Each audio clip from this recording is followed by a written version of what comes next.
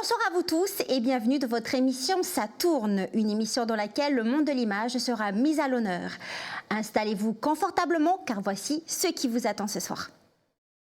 Cette semaine au box-office, L'Exorciste du Vatican, 50 ans après la sortie de L'Exorciste de William Friedkin, le film d'horreur le plus rentable de l'histoire, Russell Crowe endosse sa soutane pour incarner le légendaire prêtre italien Gabriele Amorth, qui a réalisé plus de 100 000 exorcismes pour l'Église de 1986 jusqu'à sa mort en 2016. Préparez-vous à vivre des moments d'angoisse. Le cinéma d'animation a depuis plusieurs années le vent en poupe, mais comment ce dernier prend vie ? On en parle ce soir avec notre invité David Menguez. Bon dans le temps avec Mathieu, grâce à qui la conquête des Gaules par les Romains n'aura plus de secret pour vous. Enfin, préparez vos mouchoirs car Quintaz nous emmène en plein cœur du film La Ligne Verte, sorti en 1999. Un beau programme à découvrir ce soir dans votre émission. Alors, quel film allez voir dès demain dans vos salles de cinéma ? Je vous propose que l'on découvre tout de suite la sélection que j'ai faite spécialement pour vous dans votre chronique à l'affiche.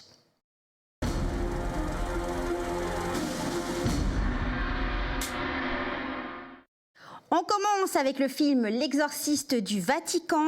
En 1987, le père Gabriele Amorth enquête sur la possession du jeune Henri, qui avec sa famille rénove une vieille abbaye en Espagne qu'ils ont eue en héritage. Ces investigations le mèneront à dévoiler une conspiration que l'Église a désespérément tenté de maintenir dans l'oubli. On regarde la bande-annonce. Il y a un cas qui requiert votre attention. Amenez-moi le prêtre. L'enfant a-t-il subi un traumatisme? Il a vu son père se faire empaler. Vous pouvez compter sur moi, Julia.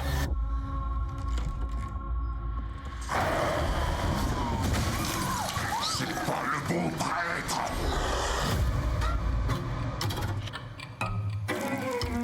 Que veux-tu? Réponds-moi. Toi, je suis ton pire cauchemar. Mon cauchemar, c'est que la France soit championne du monde. Arrête de te cacher derrière tes petites blagues. Amy, c'est papa. C'est toi? Vous allez tous mourir. C'est le sceau du Vatican. L'Église avait déjà combattu ce démon et le Vatican a étouffé l'affaire. On t'a manipulé et tu es tombé dans le piège. Imaginez ce qui se passerait si l'âme de l'exorciste du pape était possédée par le diable. Qui vous défendrait ?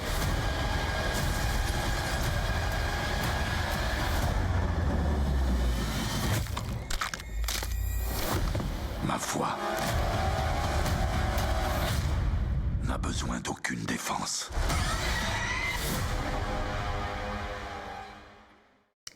Il me tarde en tout cas d'aller le voir après L'Exorciste d'Emily Rose. J'espère que celui-ci sera génial, mais ça a l'air. Alors enfin, si vous êtes fan de Donnie Yen et donc d'arts martiaux, il revient avec son film Sakra, la légende des demi-dieux, et ça promet d'envoyer du lourd. L'histoire se passe en Chine au 5e siècle. Donnie Yen y interprète un héros respecté et maître des arts martiaux qui sera accusé à tort d'avoir tué un chef de son propre clan. Pour prouver son innocence, un long périple l'attend. On regarde la bande-annonce. Je ne suis pas un héros. Je ne suis qu'un homme qui veut vivre honnêtement sa vie.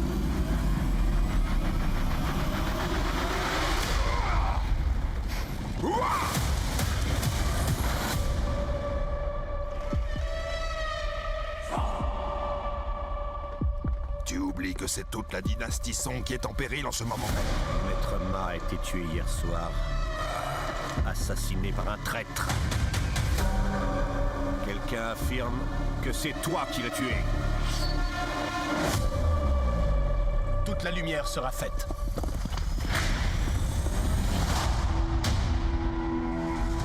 Vous tous croyez que j'ai tué mon professeur, mes parents.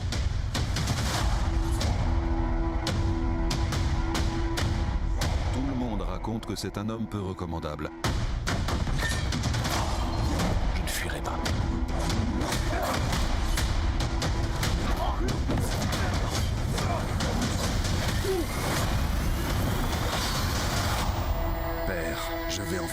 c'est ton vœu. Et ensemble, nous allons éliminer Xiaoping.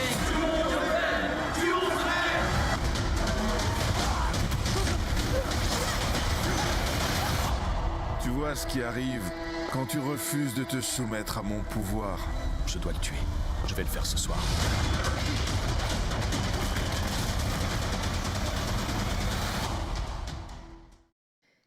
Des films à retrouver dans vos salles de cinéma habituelles dès demain. Alors ce soir, avec mon invité, nous allons parler de cinéma d'animation. Pour ma part, j'adore les animations 3D, m'ont toujours fascinée.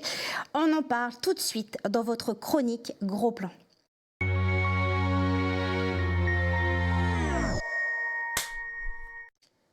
Ce soir, nous avons la chance de recevoir David Minguez, animateur 3D pour Illumination Studio Paris, leader européen dans l'industrie des longs métrages d'animation et filiale d'Universal Pictures. David est de retour au pays et il nous fait l'honneur d'être avec nous ce soir. Bonsoir David. Salut Stéphanie. Merci à toi d'avoir accepté notre invitation. Mais de rien. Alors avant d'en apprendre un peu plus sur ton métier, Illumination Studio Paris, c'est quand même l'un des plus grands studios d'animation au monde. On lui doit Super Mario Bros, Les Mignons, Moi Moche et Méchant, tous en scène aussi, pour ne citer que. C'est du lourd quand même. Qu'est-ce que ça fait d'y travailler ? Eh ben, au début, c'est très très très intimidant, surtout quand on vient d'une petite île comme la Calédonie. Et il y a un petit peu le syndrome de l'imposteur aussi qui te dit « Ah, est-ce que tu es assez bon pour ce studio ?» Mais bon, si t'ont choisi, c'est qu'il y a une raison. Bien sûr. Donc, au début, on se met un peu la pression. Et puis après, on se laisse emporter par la passion, par l'animation. Et puis ça passe plutôt bien, en fait. Pour arriver jusqu'à ce studio, quel a été ton parcours ? J'ai fait une école de communication visuelle à Paris pendant 2 ans. Après, je suis revenu ici et avec d'autres personnes, j'ai fondé Banana Studio. Et puis, je faisais de la 3D, donc pour la pub surtout. Et puis après, on a eu la chance de faire une série d'animation d'après vous avec le petit cagou Wook. Et c'est là que j'ai vraiment pris goût à l'animation puisque j'étais animateur et réalisateur sur ce projet. Et je me suis dit, j'ai envie de travailler sur des longs métrages maintenant. Et du coup, au bout d'un moment, il a fallu que je parte un petit peu pour y arriver. Et puis, c'est arrivé. Donc, je suis très content. J'ai beaucoup travaillé pour que ça arrive. Oui, j'imagine. Mais c'est arrivé. Le travail a fini par payer. Voilà. Alors, concrètement, travailler dans le cinéma d'animation, ça consiste en quoi ? D'ailleurs, on voit les images. C'est quoi être animateur 3D pour le cinéma ? Alors, animateur 3D, c'est-à-dire on se spécialise, donc on fait vraiment que animer les personnages. On nous donne les plans, ils ont déjà la bonne durée, il y a déjà le bon nombre d'images, il y a déjà les sons, les mouvements de caméra, tout ça. Et le réalisateur nous dit, écoute, dans ce plan-là, il doit se passer ça. Et donc, c'est à nous de faire bouger les personnages en fonction de ce qu'ils demandent. Donc, on va passer par plusieurs étapes qu'on appelle le blocking. On va faire des pauses fortes parce qu'il faut que chaque pause évoque vraiment l'intention qu'on essaye de véhiculer. Et puis on montre très très très très régulièrement, tous les jours généralement. Et puis on fait des petits ajustements comme ça avec le réalisateur. Et puis on va ajouter de plus en plus de pauses. Et puis plus on ajoute de pauses, et plus il y a du mouvement. Et voilà. Et donc c'est un processus assez long. Oui, j'imagine, c'est un travail méticuleux. Oui, c'est du... parce que on a 24 images par seconde. Ah oui, on a des plans qui peuvent durer parfois une dizaine de secondes. Donc c'est du boulot. Est-ce qu'il est juste de dire qu'être animateur 3D, c'est avoir l'âme d'un artiste ? Oui, tout à fait. Ouais, de toute façon, on est dans le domaine artistique. En plus, en tant qu'animateur, on a un peu le rôle... on est les acteurs, en fait. On insuffle un jeu d'acteurs dans des personnages qui bougent pas à la base. Donc, il y a tout un processus derrière. Il y a des intentions qui passent par nous et il faut avoir un bon œil aussi parce qu'il faut, encore une histoire de pause, il faut que les pauses elles communiquent bien ce qui se passe. Et donc on va s'inspirer de beaucoup de choses, de dessins, de peintures, de films et tout. Donc oui, clairement, on est tous des grands enfants et des grands artistes, non des petits artistes, enfin je sais pas. Je peux refaire cette phrase, elle était nulle. Mais justement, tu m'en parlais avant, quand on a échangé, tu disais qu'il y avait des miroirs. Oui, vous utilisez des miroirs. On a des petits miroirs sur nos bureaux puisque quand... en fait, on se mime, on va voir la voix de l'acteur qui va passer dans notre casque, et puis on va se mimer comme ça devant le truc, pour voir un peu ce qui se passe dans le visage, puisqu'en fait, quand on regarde un film, en fait, même quand on parle avec des gens, ce qu'on regarde en premier, c'est les yeux. Et donc, il faut que toutes les intentions, elles passent par les yeux. Et donc, on va regarder tout ce qui se passe sur les cils, tout ça, sur ce qui se passe aussi sur les joues, sur la bouche, et pour essayer de donner des expressions justes, en fait. En fait, donc, le travail d'animateur 3D, ça se fait uniquement sur ordinateur. Et vous essayez de donner l'impression de relief et de volume à des marionnettes un peu virtuelles. En fait, oui, c'est tout en effet sur ordinateur. Et on récupère des personnages 3D qui ont été fabriqués dans le département de modeling, tout ça. Et nous, on les fait, voilà, on leur donne vie. En fait, animation, ça vient de anima en latin qui signifie l'âme. Donc en fait, on insuffle cette âme à des poupées virtuelles. Alors justement,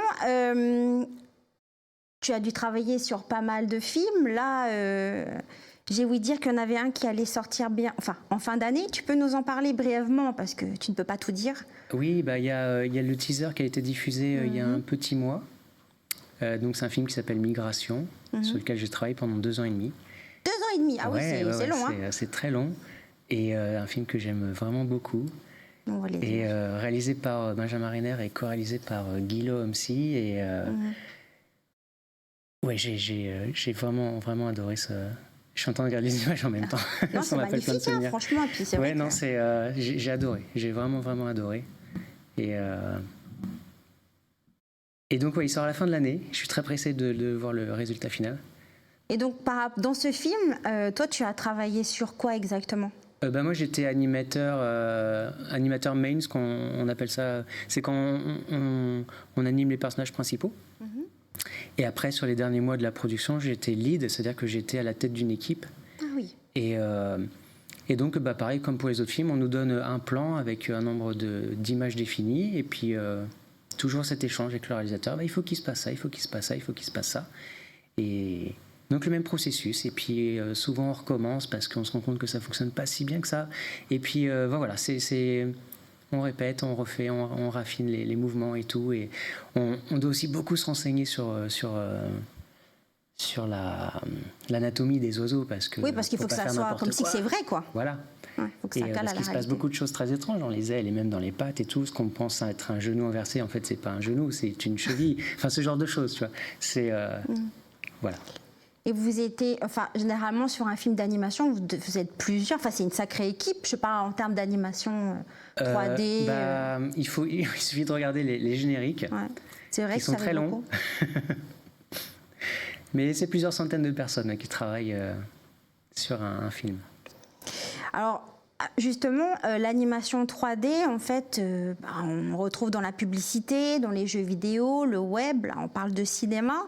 C'est un métier aux multiples facettes qui attire de plus en plus de jeunes. Et avec l'essor de la réalité virtuelle, de la réalité augmentée, c'est un métier d'avenir, en fait, en pleine expansion. Toi, quel message tu aurais à faire passer aux jeunes Calédoniens qui auraient envie de se lancer, de devenir animateur 3D pour le cinéma ? Eh ben, j'ai envie de leur dire, allez-y, en fait. Allez-y. Il y a de plus en plus de ressources gratuites sur Internet. Et on est plusieurs Calédoniens à avoir prouvé que même si on vient d'une petite île perdue dans le Pacifique, on peut faire des trucs... là, je pense à ces 2 Calédoniens qui ont sorti un jeu sur console, tout ça. Exactement. Et moi, maintenant, j'ai mon nom sur des génériques de longs métrages, tout ça. Donc, oui, ça fait plaisir. C'est faisable. C'est faisable. Vraiment, si c'est un dream que vous avez, c'est un dream qui est valide. Et allez-y, vraiment. Oui, ils n'ont pas besoin forcément de faire de grandes écoles. Pas forcément, parce que moi, j'ai appris l'animation en autodidacte. Après, j'ai fait une école pour me perfectionner, parce que je voulais un peu level up, quoi. Mais c'est un métier d'art, c'est de l'art, donc c'est un métier de passion. Si tu bosses, t'as pas besoin d'un diplôme pour... Oui, il faut se donner les moyens. Oui, voilà. Eh bien, écoute, David, notre échange touche à sa fin. Merci à toi d'avoir été avec nous. Merci à vous. Bonne continuation à toi pour la suite de tes projets. Et puis qui sait, on te retrouvera dans une prochaine émission. Qui sait, peut-être. Je suis partant. Alors, le cinéma éveille notre imaginaire, éveille en nous diverses émotions que l'on retrouve également lorsque l'on regarde des films documentaires. C'est l'heure de votre chronique, l'Infodoc.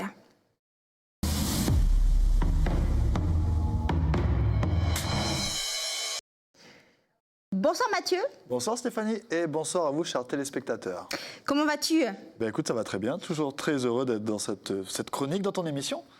Je suis heureuse aussi de te recevoir chaque mardi.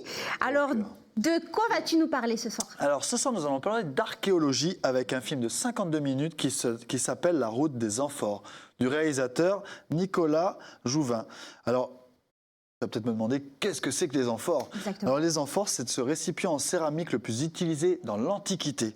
Rappelons que l'Antiquité, c'est cette période qui démarre en 3000 avant Jésus-Christ, avec le début de l'écriture d'ailleurs, et qui se termine en 476 après Jésus-Christ, avec la chute de l'Empire romain d'Occident.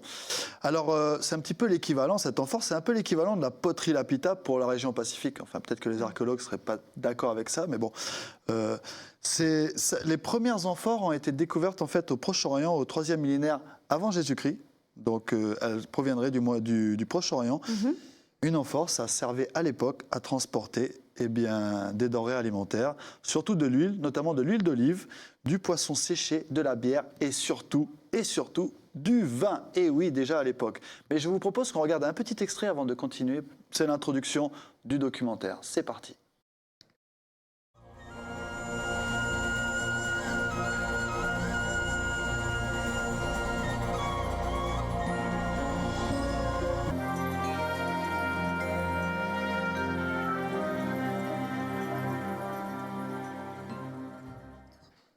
Alors voici pour cet extrait. Là, on les voit, ces amphores un petit peu, enfin, elles ne sont pas trop abîmées, mais la plupart du temps, on retrouve des tessons partout autour de la Méditerranée. Des tessons, c'est ces petits bouts, là, ces fragments, tout comme les poteries lapita, vraiment. On les retrouve sur Terre, bien évidemment. On les retrouve au fond des mers, mais aussi au fond des fleuves, car ça permettait aussi, c'était des chenals économiques. Alors, en 1952, notre cher capitaine Cousteau, est le premier à plonger et surtout à filmer sous 45 mètres une épave à Marseille. Mais rendez-vous compte, à l'époque, c'est grâce à l'invention du détendeur aussi qu'ils peuvent faire ces images-là. On avait déjà filmé des amphores sur Terre, mais sous l'eau, à ce niveau-là, jamais encore. Alors, une amphore, ça peut contenir jusqu'à 25 litres. Tu les vois sur ces images qu'on vient de voir. Alors justement, on voit sur les images, il y en a quand même pas mal sous l'eau. En fait, elles n'étaient pas réutilisées. Ils les jettent comme ça. En fait, oui, si tu veux, c'était un des produits les plus diffusés dans toute, à l'époque de l'Antiquité, dans tout le contour, comme on dit, de la Méditerranée. Donc, c'était aussi un des déchets les plus éparpillés partout. Et on en produisait des milliers et des milliers. Donc, si tu veux, on mettait la plupart du temps du vin. Ils traversaient en bateau pour aller jusqu'à Rome, ou alors Rome, justement, les envoyait dans ses colonies. Et donc, arrivé à destination, on les jetait tout simplement. C'est assez fou, quoi. Et ça nous permet de mieux comprendre finalement les flux et les échanges économiques de l'époque autour de la Méditerranée. Alors à l'époque, du coup, le vin d'Italie, les Romains posent les bases d'une économie et vendent leur vin partout. Ils s'enrichissent énormément, surtout les grands seigneurs de l'époque. Les amphores sont marqués d'un timbre et c'est pour ça qu'économiquement c'est assez fou parce que finalement on pourrait dire que c'est presque le début de la marque, tu vois. Et c'était comme un sceau. Donc comme ça, on sait d'où ça vient. Voilà, et effectivement, c'était comme une marque, c'était comme un code barre. Donc ça nous permettait de savoir la provenance, l'origine, de savoir aussi qui était le producteur de ce produit, et jusqu'à la qualité, parce que certaines, selon les régions, étaient meilleures que d'autres, bien évidemment. Alors au début, ça participe à la démocratisation du vin, et puis très vite, il est privatisé, et les Romains interdisent même aux Gaulois de planter des vignes et de produire du vin. Donc ça devient à ce moment-là un symbole de l'impérialisme romain. L'histoire de cet objet permet aujourd'hui de retracer la conquête de la Gaule par les Romains, la conquête qui est en fait la colonisation de la Gaule par les Romains. Cela permet à l'Empire de coloniser économiquement tout d'abord ces régions-là, et ils s'enrichissent énormément, ça a participé à la grandeur de Rome, ça c'est sûr. Après la défaite de Vercingétorix, parce qu'à l'époque la Gaule n'est pas tout à fait colonisée, il y a encore des derniers Gaulois qui se battent contre les Romains, mais après la défaite de Vercingétorix, en 52 avant Jésus-Christ. C'est fini. Les Romains sont les maîtres de la Gaule d'une certaine façon et ils réduisent même des Gaulois en esclavage sur des plantations viticoles. Et oui, qui ramènent même jusqu'en Italie où les plantations se font directement des fois en Gaule, donc en France. À partir du IIe siècle après Jésus-Christ, l'amphore sera remplacé par le tonneau. Et ça sera fini parce que l'amphore, effectivement, on la mettait dans les bateaux. Pour le transport, c'était particulier. On les enchaînait les unes aux autres, enfin plutôt avec des cordes. Ça devait être compliqué. Ça devait être compliqué, mais ça permettait quand même de les acheminer d'un point à un autre. L'amphore est aujourd'hui un témoin de l'histoire qui a participé à la grandeur de Rome. Merci Mathieu pour cette belle découverte. Eh bien de rien, c'est un plaisir Stéphanie, comme d'habitude. Alors je te dis à la semaine prochaine. Tout à fait, on se retrouve la semaine prochaine. À noter dans vos agendas que ce documentaire est à découvrir sur Calédonia le lundi 15 mai dès 19h55. Alors ce soir, King Taz va nous révéler les secrets de tournage de l'un des films les plus émouvants et touchants que j'ai pu voir. Il s'agit de La Ligne Verte, un film sorti en 1999 avec Tom Hanks et Michael Clarke Duncan, un acteur qui nous a quittés en 2012. C'est l'heure de votre rubrique L'envers du décor. Bande de qui t'es pas prêt, quoi. T'as mal, et sérieux. Bonjour à tous. Aujourd'hui, dans l'envers du décor, nous allons parler... Attends, je peux choisir aujourd'hui? À la base, non. Mais si tu veux. J'aimerais bien connaître tous les secrets de La Ligne Verte. Mon frère, on est connectés. C'est justement de La Ligne Verte que je voulais parler aujourd'hui. Ah, oh, cognac! La Ligne Verte est une adaptation de Stephen King. Et tiens-toi bien, c'est pas l'adaptation d'un livre, mais de 6. Ah ouais, il a dû être dégoûté, Stephen King, que ces 6 livres ils soient raccourcis en un seul film. Eh bien non, figure-toi. Il a trouvé que c'était la meilleure et la plus fidèle des adaptations. Et tu savais que le rôle de Paul Edgecombe était prévu à la base pour John Travolta. Ah ouais, mais John Travolta, il a espéré le rôle et puis patatras, Volta.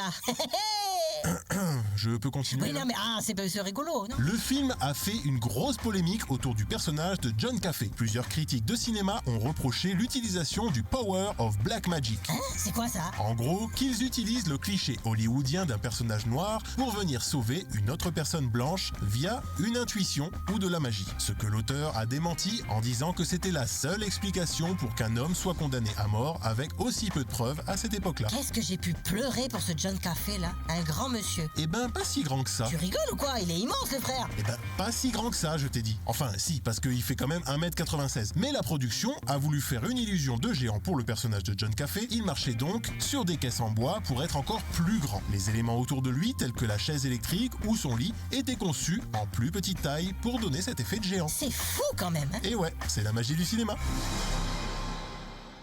Une magnifique adaptation du roman de Stephen King qui nous offre en tout cas une histoire riche en émotions. Alors notre émission touche à sa fin. Merci à vous de nous avoir suivis. Vous pouvez la retrouver sur notre site internet caledonia.nc. Quant à moi, je vous dis à mardi prochain pour de nouvelles aventures.